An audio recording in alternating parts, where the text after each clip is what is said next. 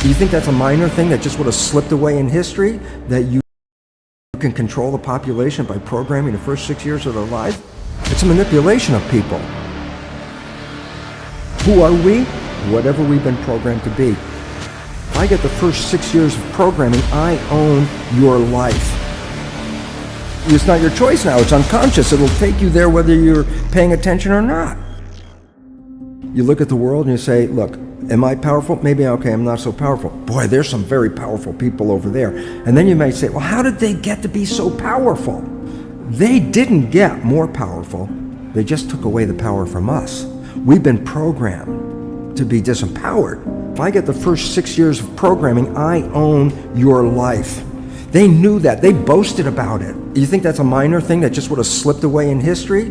That you can control the population by programming the first 6 years of their lives? The thing is, are you kidding me? That's fundamental to the leadership of whoever's in leadership capacity. Think about this. There's a book, Rich Dad, Poor Dad. And this is a book about power, empowerment, and disempowerment. And what's the point? People from poor families will grow up and remain poor, and people from rich families will generally grow up and remain rich. Is it genetics? No. It's the programming that the rich give to their family, which is completely the opposite of the programming the poor give to their family. It's not the individual, it's not the person, it's the programming. And this is not new. This is 500 years of boasting that fact, not much. I mean, they didn't keep it a secret. They actually said, this, you just give me the kid for 6 years, belongs to the church for the rest of its life. They knew. Our consciousness either enhances us, like a placebo effect, or the same consciousness can take away your strength and kill you, which is called a nocebo effect. There's actually a name for that. So it's the power of your thinking, and the thinking is, who are we? And we've been programmed to believe that we're frail and vulnerable, you know, like all kinds of things are out there to get us, and we have to protect ourselves and all that. And it's like, this is totally insane, because we're so powerful that we even don't believe it. You can heal yourself with energy. You can heal yourself with thoughts. You can heal yourself with the right vibrational food and everything else around it by dealing with the vibration part. So you say, well, we know this for 1,000 years. Why isn't it recognized by the world? And the answer is, it's not in the interest of an industry that sells drugs. Because if I can heal you for free, then what are you going to do with the drug market? If you get down to the simple understanding how your mind controls your genetics and your biological behavior, then you have to recognize, then the question is, what programs have you been programmed with? Because those are the programs that are going to shape your life. The world we live in sees truth based on whether science says it's true or not. If the science is limited, then the knowledge is power. Lack of knowledge, lack of power. If the science is not fully knowledgeable and limits it to that little narrow knowledge, then we've limited our power.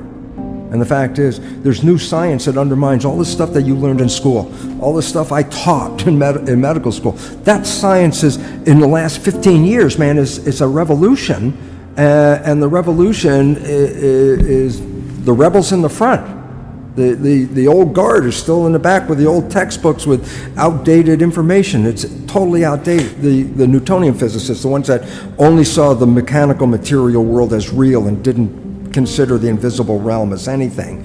Quantum physics comes in and says it's the invisible realm that is actually shaping the physical realm. Energy shapes matter.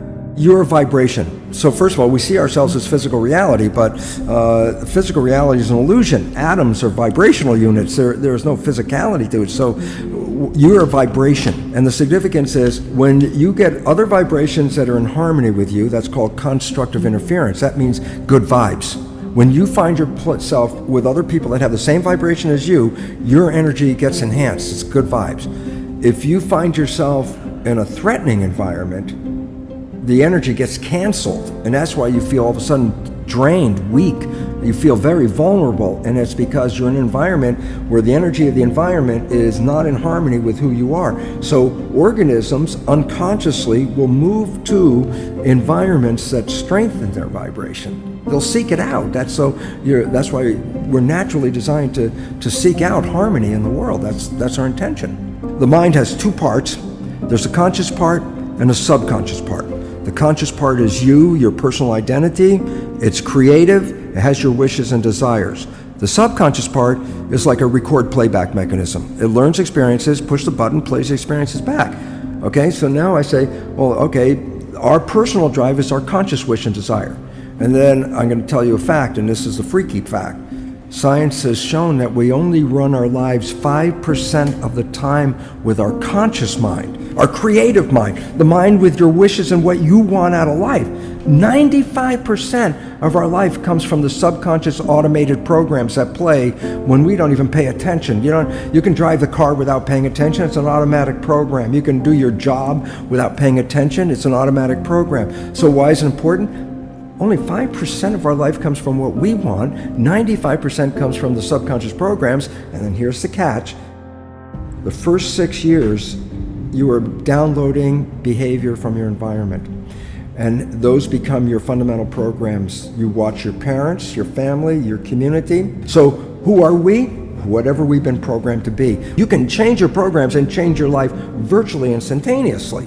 But you have to know what you're trying to do, and that's the whole idea. If nobody knows, that they're even behaving from their unconscious programs, they don't even believe that. They think, oh, I'm running my life with my intentions and my wishes. It's like what they're thinking.